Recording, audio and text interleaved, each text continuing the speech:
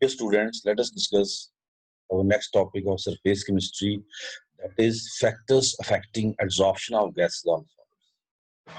The various factors on which absorption of gases on solids depend or as. First factor is nature and surface area of adsorbent. Second is nature of gas being absorbed, that is adsorbate, of adsorbate. Third, effect of pressure. Fourth, effect of temperature. So let us discuss these four factors one by one. First, nature and surface area of adsorbent. Adsorbent किसको कहते हैं बच्चे? ये हम discuss कर चुके हैं, जिसके सरफेस पे adsorption होता है. Adsorbent is that substance on whose surface adsorption. Now, experimentally, it has been found that same gas adsorbs to different extent on the surface of different adsorbents. Adsorbent A, suppose करें, this adsorbent B. This is the adsorbate. But we find the same gas adsorbed to different extent on the surface of different adsorbents. जैसे आपने ammonia को absorb करवाना है silica gel पे, ammonia को absorb करवाना charcoal पे, their absorption in them will be different because absorption में attractive forces develop होती हैं van der Waals forces depend करती है बच्चे chemical nature of the substance. जब केमिकल नेचर सब्सटेंस की डिफरेंट होगी, एब्जॉर्बेंट की डिफरेंट है, तो अंडरस्टूड है एब्जॉर्प्शन सेम एक्सटेंट हो ही नहीं सकती, है ना. It mean different gases absorb to different extent, sorry same gas absorb to different extent on the surface of different absorb. एक ये हो गया, nature of absorbent is very important. Second factor is surface area. Higher the surface area, higher the absorption. आपको पता है absorption is surface phenomena. जैसे बच्चे ये ले लें, आप दो सब्सटेंस ले लें, दोनों में क्या फर्क है? एक वो सब्सटेंस है जिसका सरफेस स्पॉट है, एक वो है जिसका सरफेस पोरस है. सरफेस एरिया कहाँ ज्यादा है? अंडरस्टूड है यहाँ ज्यादा. ये देखें, पोर्स के अंदर भी बहुत ज्यादा सरफेस है, यहाँ पे सिर्फ बाहर बाहर है. यहाँ पे इनसाइड द पोर्स देखिए कितना ज्यादा सरफेस एरिया. तो higher the surface area, higher the absorption. That is why the substances which are highly porous are very good absorbents, like silica gel, like charcoal. Charcoal is highly porous, silica gel is highly porous, so they are excellent absorbents. ठीक है बच्चे. इसके अलावा finely divided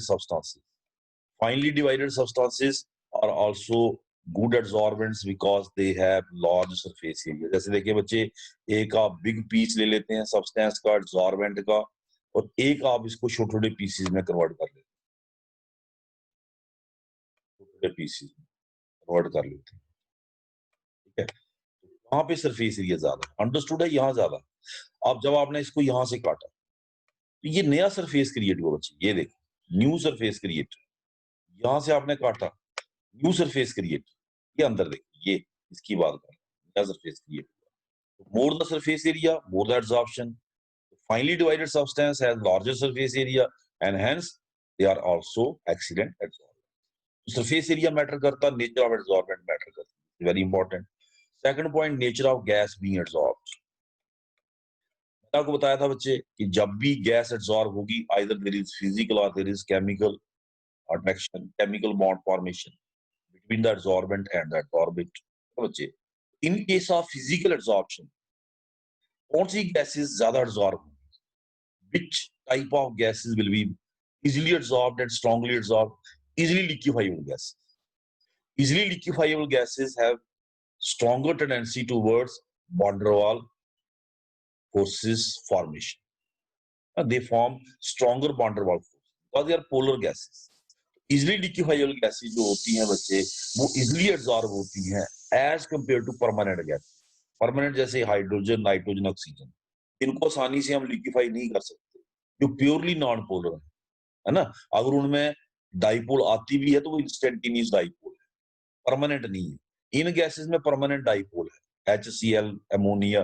तो easily liquefiable gases are easily absorb are adsorbed to greater extent than permanent gas because they have stronger van der Waals force of attraction. लेकिन जो van der Waals force of attraction का concept है बच्चे, हम previous video में discuss कर चुके हैं, ये किस पे अप्लाई होता है? फिजिकल। केमिकल पे कंसेप्ट क्या लगता है कि if there is tendency towards bond formation, chemical में बॉन्ड बन, only then the gas will be chemically absorb, जैसे absorption of hydrogen on the surface of, हम डिस्कस कर चुके हैं। Third, the most important factor is effect of pressure. Effect of pressure को study करने से पहले let us discuss the term extent of absorption. Extent of adsorption is given by the ratio XYM. XYM. What is X? X is the mass of adsorbate. X is the mass of adsorbate. Adsorbate किसको कहते हैं बच्चे? फिर से repeat करूंगा। Adsorbate वो है जो adsorb हुआ। That is गैस की बात कर रहा है यहाँ पे, क्योंकि हम स्टडी क्या कर रहे हैं? Adsorption of gases on the surface of solid. Adsorbate, है ना? X mass of adsorbate. M is what? M is the mass of adsorbent.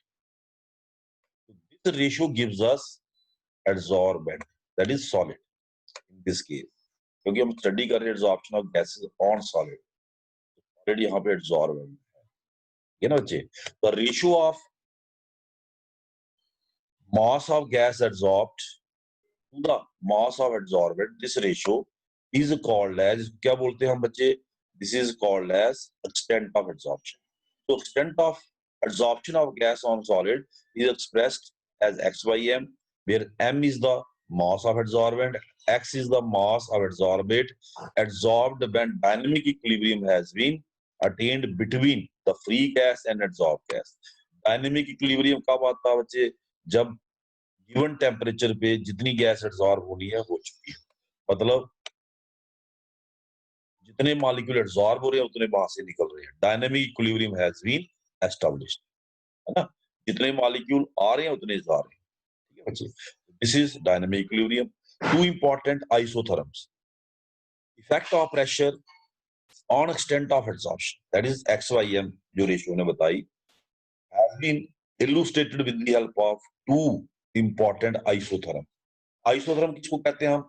That is a graph at constant temperature. Constant temperature पे जब हम कोई relation study करेंगे between two variables, we call it isotherm. Temperature को हमने यहाँ very नहीं करना, है ना? यहाँ पे हम क्या स्टडी कर रहे हैं बच्चे? Relationship between XYM and P, pressure and extent of absorption, ठीक है ना? तो that is called isotherm. Constant temperature रखा हमने। Two isotherms discussed here, Freundlich and Langmuir. These are very important. First, we will discuss Frederick adsorption isotherm. ठीक है? The variation of extent of adsorption with increase in pressure is given by this plot. Given by this plot. ये plot है. This plot gives us the effect of pressure change on extent of क्या बच्चे? Adsorption. अगर आप इस plot को गौर से देखें, if you see the plot,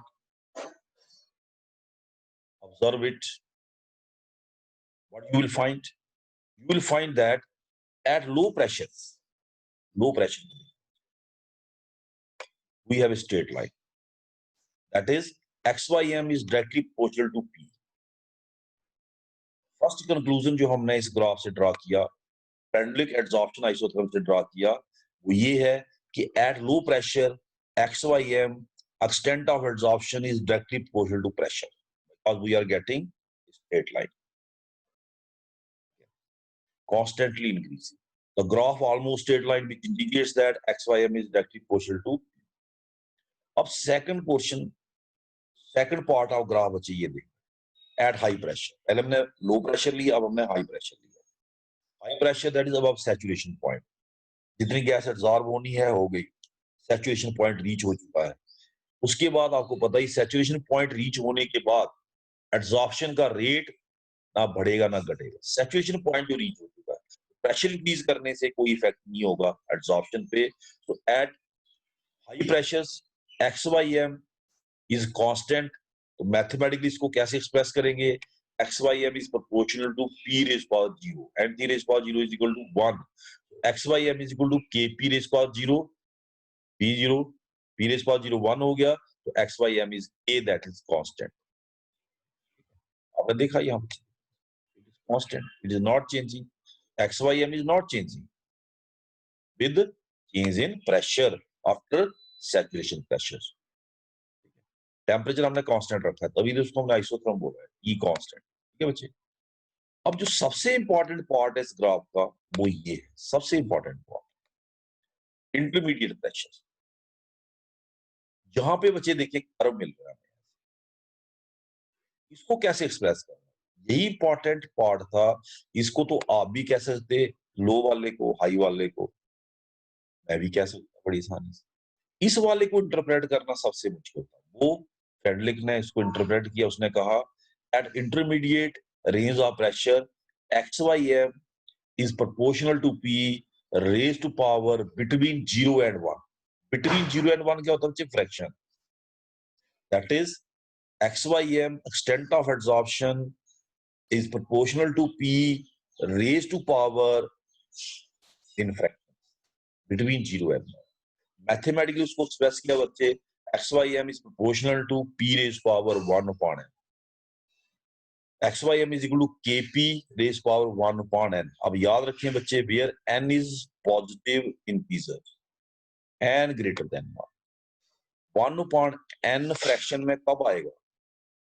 जब n की वैल्यू ग्रेटर देन 1 होगी, तभी 1 upon n फ्रैक्शन में आएगा.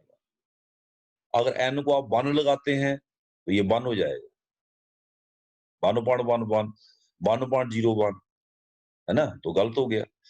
उसने कहा है कि बिटवीन फ्रैक्शन, तो बिटवीन फ्रैक्शन कब आएगा? When n is greater than 1.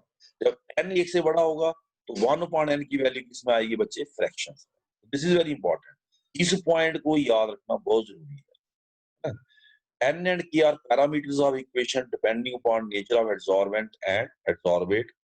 The above relationship, ये जो हमारी ये रिलेशनशिप है, ये वाली equation 1 was originally put forward by Frederick and known as Frederick adsorption isotherm.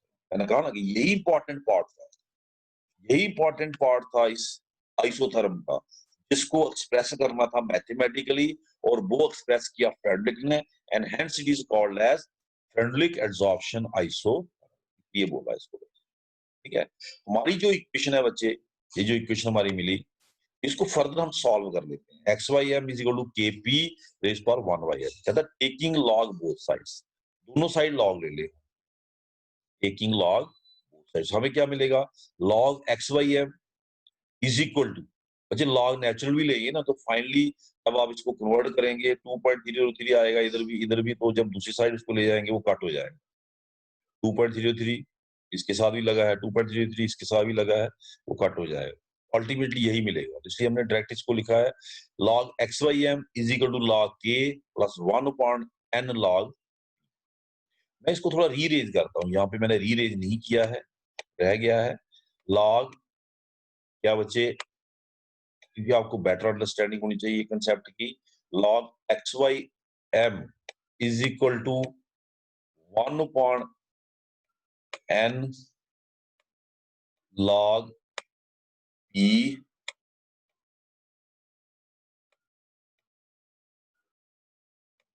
plus log k plus log.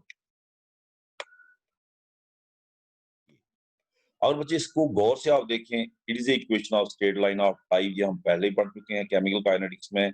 y is equal to m x plus equation of straight line. इसमें y और x क्या है बच्चे? Variable. हमारी equation में log x Y m and log p, pressure change हो रहा है बच्चे, और x Y m they are variable, ये वेरिएबल.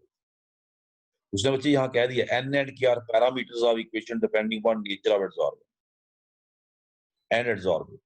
मतलब पर्टिकुलर एडसॉर्बेंट और एडसॉर्बेट के लिए n क्या रहेगा? सेम. ठीक है ना. अब ये इक्वेशन क्या आ गई बच्चे? Equation of state line. अगर हम आपने पढ़ा है बच्चे कि अगर हम प्लॉट करें y और इसके बीच में बच्चे x, we get a slope with जो स्लोप का वैल्यू है equal to m and intercept equal to, ठीक है। अब यहां पे भी हम ग्राफ ड्रा कर लेते हैं। Let's draw the graph between, इसके बीच में बच्चे ये किया हुआ है, यहीं से देख लेते हैं। Let us see it from here. Let us draw a graph log xym, log xym बच्चे ये देखें, log xym versus log p, ये हमने लिया हुआ है। उसने क्या कहा कि इक्वेशन, क्योंकि ये जो इक्वेशन है आपकी इक्वेशन ऑफ स्ट्रेट लाइन ये, लेकिन याद रखें बच्चे इसमें जो वेरिएबल्स है ना, इसको आपने रीअरेंज करना है ऐसे। वेरिएबल्स ये हैं log xym एंड log, ये है वेरिएबल, ठीक है। ये हमने ग्राफ ड्रा कर दिया। इस इक्वेशन का क्या है बेसिक कंसेप्ट कि it is equation of straight line, so we get a slope like this. अब इसमें स्लोप ऐसे क्यों आया? केमिकल काइनेटिक्स में आप पढ़ते हैं वहां स्लोप ऐसे आ रहा है, आप सोचेंगे ये क्या हो गया, ये स्लोप उल्टा हो गया। इसमें बच्चे जब प्रेशर बढ़ रहा है तो एक्स-वाई-एम बढ़ रहा है, उसमें कंसंट्रेशन घट रही थी जब रिएक्शन चल रहा था। उसमें हमने ग्राफ ड्रा किया, जैसे किसका ग्राफ था, जो ग्राफ ड्रा किया था उसमें जो भी पैरामीटर था आपका वो क्या हो रहा था बच्चे, हमने वर्सेस के कांस्टेंट है ना, और किसके बीच में ग्राफ ड्रा किया था, टेम्परेचर 1/T, शायद 1/T, 1/T इधर को इंक्रीज हो रहा था, ठीक है नहीं, 1/T इधर को इंक्रीज, T क्या हुआ 1/T इंक्रीज, T टेम्परेचर क्या हुआ बच्चे डिक्रीज। टेम्परेचर डिक्रीज होगा तो नेचुरली तभी तो 1/T इंक्रीज होगा। मैं ये ग्राफ की बात कर रहा हूँ जो हमने वहां ड्रा किया था, मतलब ऐसे क्यों आया था, है ना। तो टेम्परेचर अगर कम होगा तो के कम होगा, टेम्परेचर अगर हाई होगा, शुरू में टेम्परेचर हाई है क्योंकि 1/T इधर को इंक्रीज हो रहा है, तो शुरू में टेम्परेचर हाई है, फिर तभी तो इधर 1/T कम हुआ, इधर 1/T ज्यादा हुआ। तो टेम्परेचर यहाँ हाई है तो हाई होगा तो के ज्यादा होगा, ग्राफ ऐसे ही आना था, है ना। ग्राफ इस टाइप का आना था, लेकिन आना था किसमें, स्ट्रेट लाइन में विद स्लोप, विद हमारे इस केस में, हमारे इस केस में जो ग्राफ है ऐसे आए। ऐसे क्यों बच्चे, क्योंकि log p इंक्रीज मतलब pressure increase, extent of absorption increase. अगर आप ऐसे करते हैं तो क्या होता है बच्चे, एक्सटेंट ऑफ एब्जॉर्प्शन डिक्रीज होती, ऐसे आना स्लोप है। It can be like this, it can be like this, but वो डिपेंड करेगा आपके वेरिएबल्स पे, वेरिएबल्स कौन से हैं और उसमें इंक्रीज है या डिक्रीज है। जैसे आपने देखा इस केस में, दिस इज वेरी इंटरेस्टिंग बच्चे, इस केस में प्रेशर बढ़ रहा है, pressure is increasing, when pressure is increasing extent of absorption is increasing, slope should be like this, है ना। जैसे ये प्रेशर हाई है बच्चे, देखें यहाँ पे, तो यहाँ पे एक्सटेंट ऑफ एब्जॉर्प्शन भी क्या है, हाई। यहाँ प्रेशर लो है तो एक्सटेंट ऑफ एब्जॉर्प्शन भी क्या है बच्चे, लो, ठीक है बच्चे। तो इसमें स्लोप याद रखें बच्चे, इसमें स्लोप इसी टाइप का आना स्लोप है, बस इतना याद रखें, because it is equation of straight line y is equal to mx plus c। अब मैंने आपको बताया था कि स्लोप में जो स्लोप का वैल्यू है वो कौन देता है, m, है ना। The value of slope is equal to m। इस हमारे केस में कौन आएगा बच्चे, 1/n, ये m is represented bye 1/n, तो आ गया slope is equal to 1/n, ठीक है। और इंटरसेप्ट, इंटरसेप्ट किसके बराबर आएगा बच्चे, दैट इज इस इक्वेशन में आता c, तो in this equation c is represented by log k, तो intercept is equal to log, ठीक है। अगर ये इक्वेशन, अगर ये इक्वेशन इस तरीके से वेरीफाई हो जाए, तो हमारी इक्वेशन आई है, जब हम इसको एक्चुअल एक्सपेरिमेंट पे लगाएं, है ना, if it is in accordance with this, it mean जो हमने मैथमेटिकल फॉर्म लिखी है, that is xym is proportional to p raised to power 1/n where n is between 0 and 1, that is correct, है ना। वेरीफाई करना है, सिर्फ ये नहीं कि लिख देना है। साइंटिस्ट क्या करते हैं बच्चे, करने के बाद, लिखने के बाद, इंटरप्रेट करने के बाद उसको वेरीफाई भी करते एक्सपेरिमेंट, ठीक है। So thus if we plot a graph between log xym and log p, a straight line will be obtained. It should be obtained like this. Slope of the line is equal to 1 upon n and the intercept is equal to log a. Thus from graph it is possible to find values of 1 upon n and hence of k. 1 upon n की value हम निकाल सकते और k मतलब constant. Limitation क्या है बच्चे? Experimental values when plotted however show some deviation. आ गया ना बच्चे, वेरिफिकेशन भी करना। Experimental values when plotted show some deviation from linearity. Straight line आनी चाहिए थी, उससे थोड़ी सी डेविएशन आ रही है, स्पेशली एट हाई प्रेशर। मतलब यहाँ पे आके ऐसे कैसे इस range, specially at high pressure, saturation point से थोड़ा सा पीछे। यहाँ पे कहता थोड़ी सी क्या मिल रही है हमें, deviation. Hence, friendly adsorption isotherm holds good only at intermediate pressure. जो हमारा friendly adsorption isotherm है, that holds good only at intermediate pressure. याद रखिए बच्चे, friendly adsorption isotherm basically intermediate pressure के लिए ही दिया गया है, यही है intermediate range of pressure. इसको मैं और आप भी एक्सप्लेन कर सकते हैं, at very low pressure, at very high pressure. Main जो था इसमें एक्सप्लेन करना था इंटरमीडिएट, वही दिया किसने, फ्रेंडलिक ने। उसने कहा extent of adsorption is proportional to p raise power 1 upon n और p raise power between 1 and 0, that is fraction. Fraction कब होगा? When n is greater than 1. This was very important. In the next video we will discuss Langmuir adsorption isotherm. Hope आपको ये topic समझ आया होगा बच्चे। Thank you very much.